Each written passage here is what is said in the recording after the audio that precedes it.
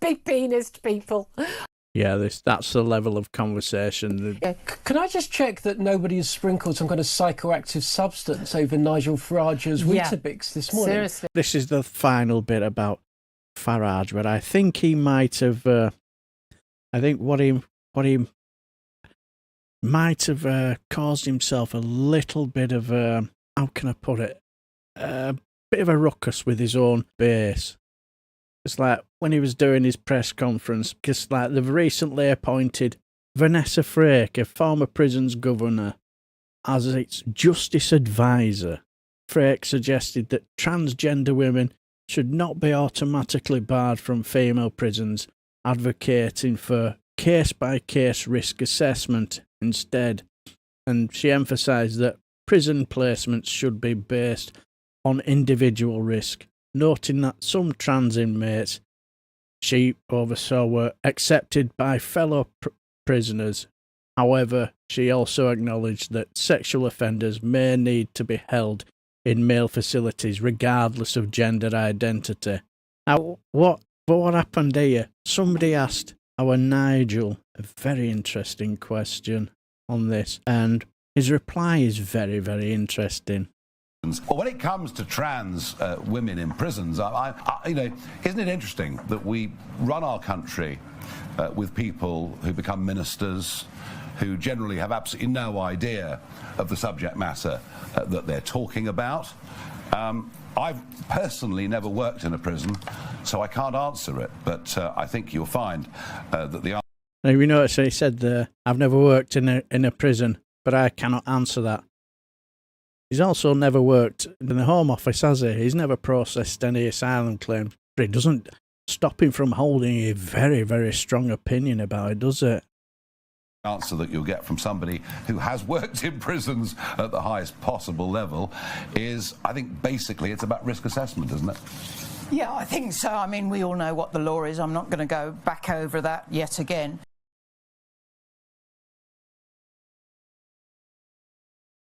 But to my mind, everybody who is in prison deserves to be treated with humanity and decency, and that includes female prisoners and it includes trans prisoners.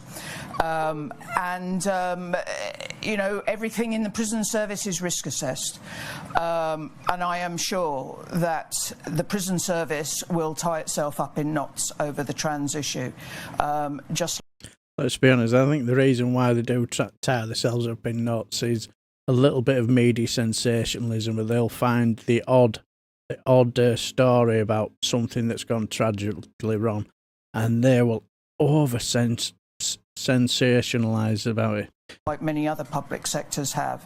And as Nigel said earlier, you know, we are at the beginning, and that is something that we will need to speak about clearly.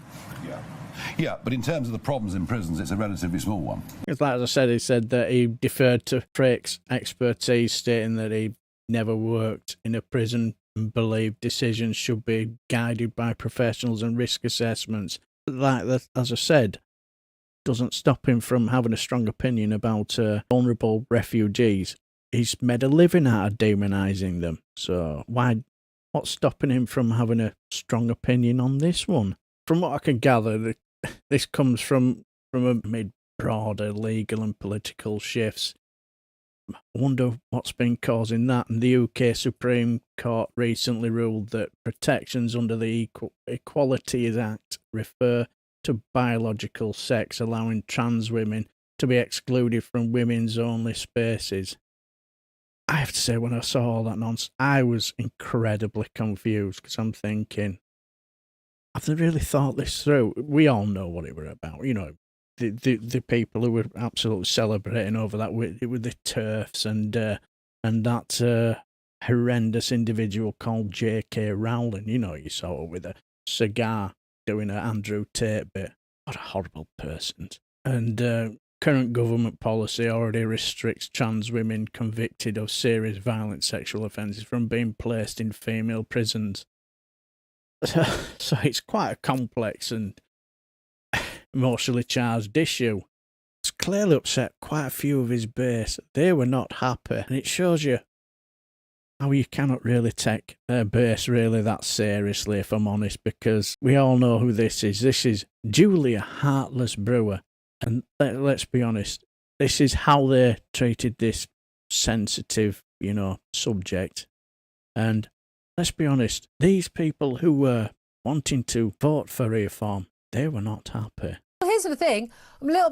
He'll be getting a message from me after the show, I can tell you that. Vanessa Frake, who is a fantastic former prison governor, Yeah, my God, that'll be an interesting message from Julia Hartley-Brewer then, won't it?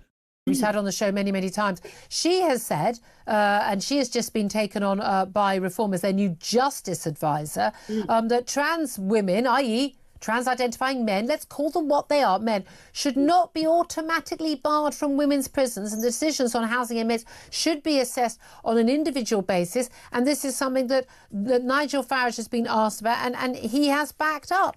He said, I personally never worked in prison, so I can't answer, but I think you'll find the answer is that you'll get from somebody who's worked in prisons. The highest level is, I think, basically it's about risk assessment. So he's talking about individual decisions being made about whether or not a male prisoner can be put inside a women's prison with other female inmates. That, I'm sorry, Nigel Farage, if you're watching or listening, no, no, no. What do you say? Oh, this is where it gets really bonkers.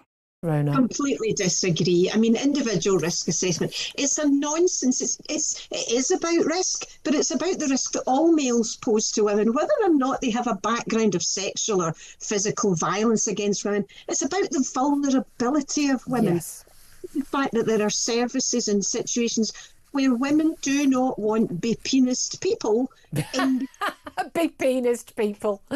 Yeah, that's the level of conversation. They seem to think that sexual perverts, in the infinite way to get around it is to become trans. Absolute nonsense. And it don't get any better. Pathetic are these people.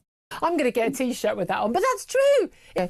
Can I just check that nobody has sprinkled some kind of psychoactive substance over Nigel Farage's Weetabix this morning? Seriously. I mean, Nigel, really? A bloke with a, dangling participle? Able to waltz into a women's prison on the basis of some risk assessment conducted by some mad civil servant probation officer? Are you joking? Nigel, what on earth is going to... Either you've gone soft or you've gone mad. I mean, goodness me, is there something in the water? I'm gonna message him as soon as we're off air. Just you wait. That's a deal breaker for me. These things are deal breakers for me. It will cost Nigel votes if he starts going soft on these things. 100% should. We need some sanity, if you're going to say 12:40. Yes, we need some sanity as they've spent 3 minutes talking about big penis people. And notice the woke bit got into the conversation. Yes, absolutely, Sir Larry. Cruella Fart Brewer. Yes, that is their level of conversation. Absolutely bonkers.